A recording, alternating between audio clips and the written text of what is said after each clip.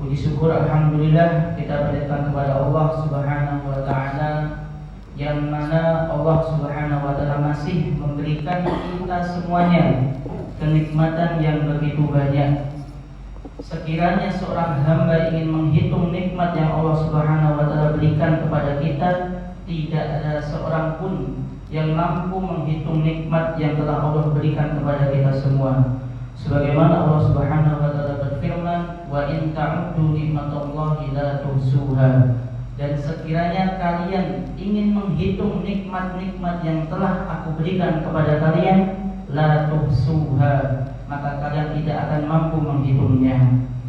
Jamaah rahimani wa rahimakumullah, akan tetapi banyak di antara kita semua melalaikan nikmat-nikmat yang Allah Subhanahu wa taala berikan.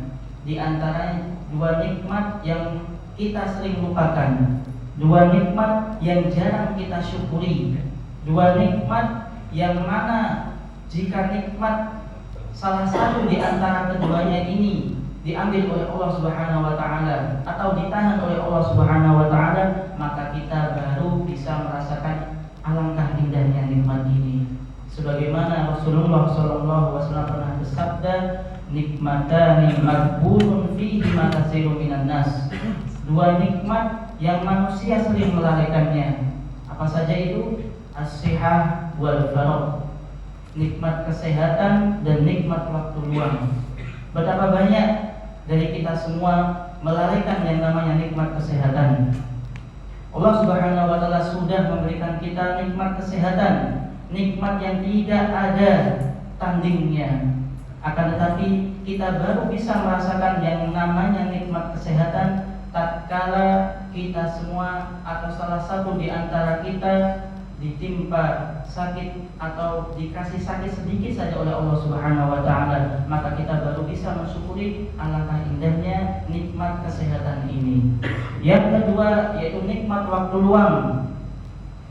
Ketika waktu luang digunakan untuk hal-hal yang tidak bermanfaat, bahkan kita sudah disibukkan dengan hal-hal yang tidak bermanfaat, kita tinggalkan amalan-amalan, kita tinggalkan ibadah-ibadah yang sudah ditetapkan oleh Allah Subhanahu wa taala, baik itu ibadah yang wajib maupun ibadah yang sunnah, maka ketika kita sudah dicabut waktu luangnya, maka kita sudah disibukkan dengan perkara-perkara yang tidak bermanfaat. Jamaah rahimani wa rahimakumullah, salawat dan salam semoga tercurahkan kepada Nabi kita Nabi Muhammad sallallahu alaihi wasallam, kepada keluarganya, sahabat-sahabatnya, dan mudah-mudahan kita semua kelak dikumpulkan dengan beliau di yaumul qiyamah nanti. Amin ya rabbal alamin. Jamaah rahimani wa rahimakumullah, tabiat manusia itu menginginkan kebebasan. Tabiat manusia ini menginginkan kebebasan dan tidak suka diatur. Akan tetapi karena kita sudah diberikan nikmat oleh Allah Subhanahu wa taala berupa agama Islam, berupa agama Islam yang sangat mulia ini, dan Allah dan Rasulnya sudah menjanjikan bahwa orang yang beragama Islam insya Allah akan dimasukkan ke surga. Akan tetapi kita harus mengetahui aturan-aturan, batasan-batasan yang telah ditentukan oleh Allah Subhanahu wa taala. Sebagaimana Nabi sallallahu alaihi wasallam pernah bersabda, "Ad-dunya sijnul mu'min wa jannatul kafir."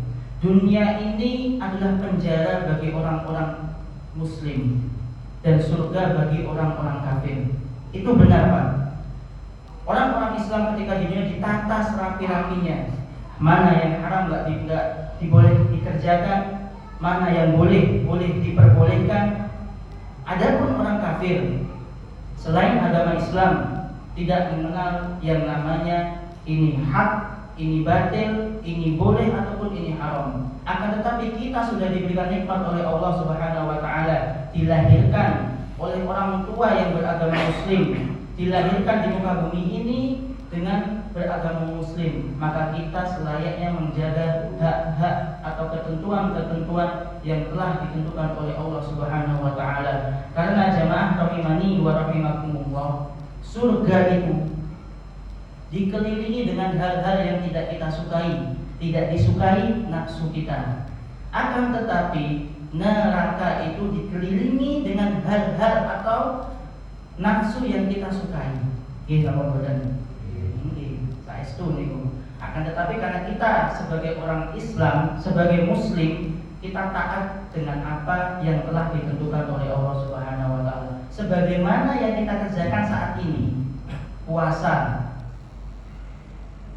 Yang mana makan dan minum itu halal, akan tetapi ketika di bulan Ramadan dari terbitnya fajar shadiq atau setelah azan subuh sampai azan maghrib, kita diharamkan untuk makan dan minum kecuali bagi seseorang yang mempunyai uzur seperti wanita yang haid, atau kita ketika sedang bersafar kita diberikan keringanan untuk tidak berpuasa, itu boleh. Akan tapi kalau kita mukim, kita tidak kemana-mana, kita bertempat tinggal dan kita tidak sakit, maka kita diwajibkan oleh Allah Subhanahu wa taala untuk menjalankan salah satu di antara rukun Islam, yaitu puasa Ramadan. Dan alhamdulillah kita semua masih diberi kesempatan oleh Allah Subhanahu wa taala menjumpai yang namanya bulan yang sangat mulia, yang mana ketika kita mengerjakan suatu amalan, maka itu akan dilipat gandakan oleh Allah Subhanahu wa taala. Oke.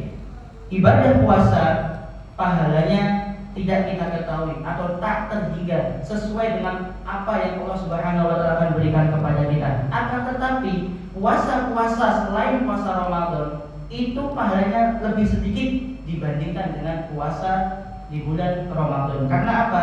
Karena puasa di bulan Ramadan ini sudah diwajibkan oleh Allah Subhanahu wa taala dan banyak sekali keutamaan-keutamaannya. Salah satunya Rasulullah sallallahu alaihi wasallam pernah bersabda, "Idza kana awwalu lailatin min syahri Ramadan, sufidatis syayatin wa maradatul jin wa ghuliqat abwabun nar falam yuftah minha babun wa futihat abwabul jannah falam yughlaq minha babun wa yunadi munadi ya baghiyal khair aqbil wa ya baghiyasy syarr aqsir walillahi utaqa'u minan nar wa dzalika kulla lailatin." Idza kana awwalu lailatin min syahri Ramadan, pada malam pertama bulan Ramadan, sufidatis syayatin wa maradatul jin, setan-setan dan jin-jin yang jahat itu dibelenggu oleh Allah Subhanahu wa taala, dikerangkeng oleh Allah Subhanahu wa taala. Wa ghuliqat abwabun nar falam yuftah minha babun, dan Allah Subhanahu wa taala menutup semua pintu-pintu neraka dan tidak dibuka pada bulan Ramadan. Wa futihat abwabul jannah falam yughlaq minha babun, dan Allah Subhanahu wa taala membuka semua pintu-pintu surga dan tidak akan menutup pintu-pintu surga pada bulan Ramadan.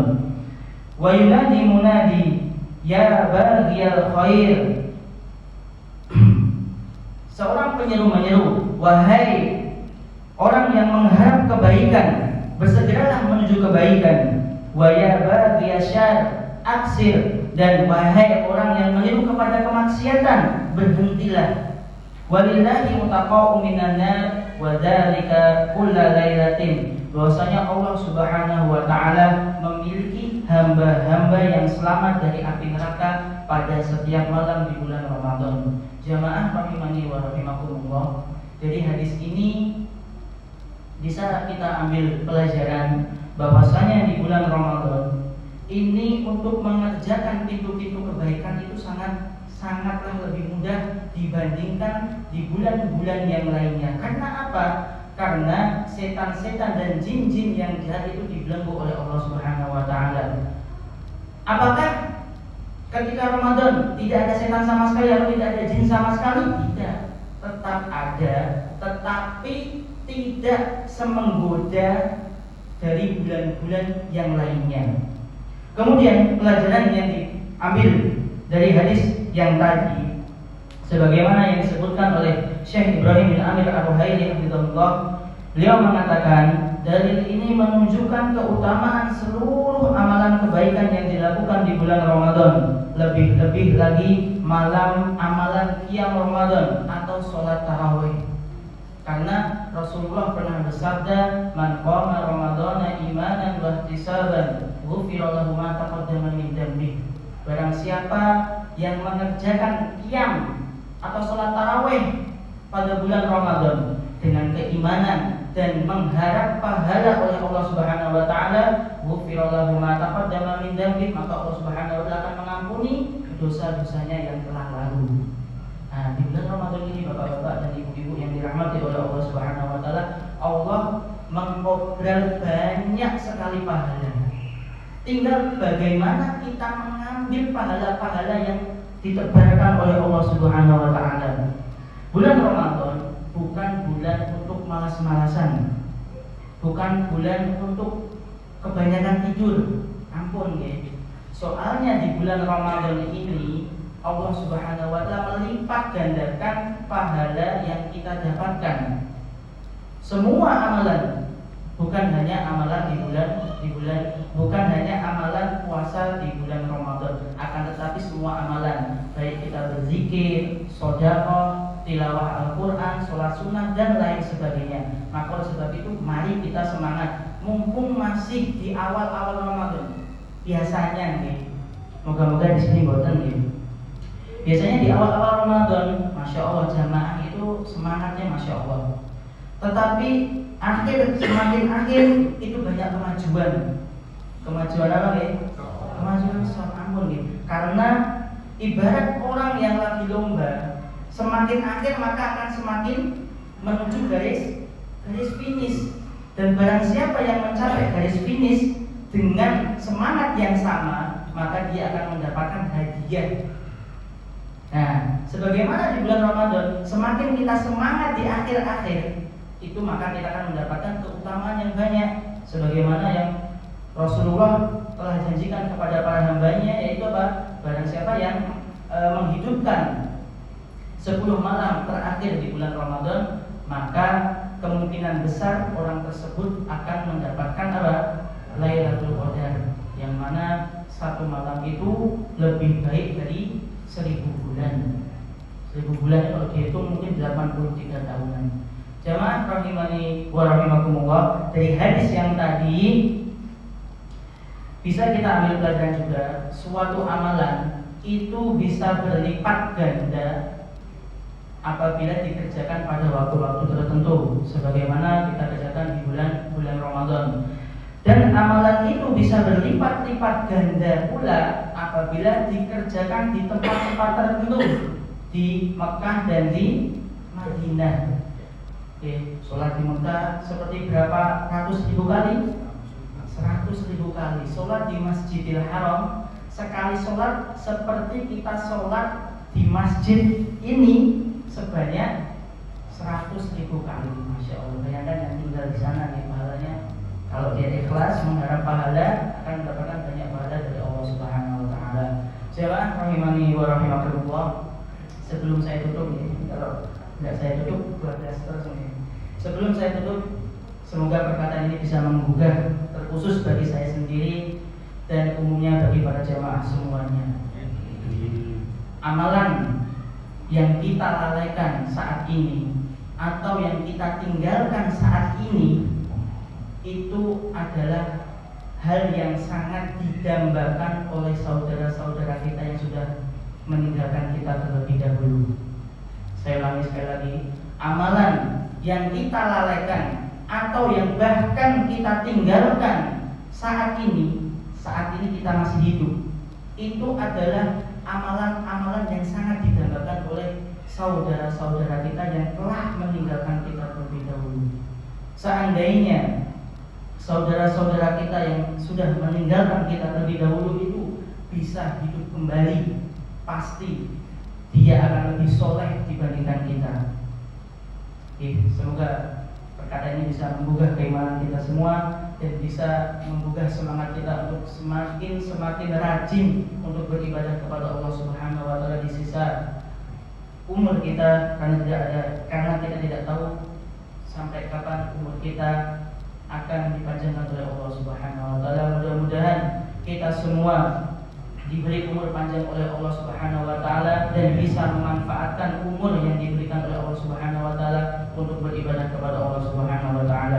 Wallahu taala a'lam bishawab. Wassallallahu ala nabiyyina Muhammad wa ala alihi wasallam wa akhiru da'wana alhamdulillahi rabbil alamin. Assalamualaikum warahmatullahi wabarakatuh.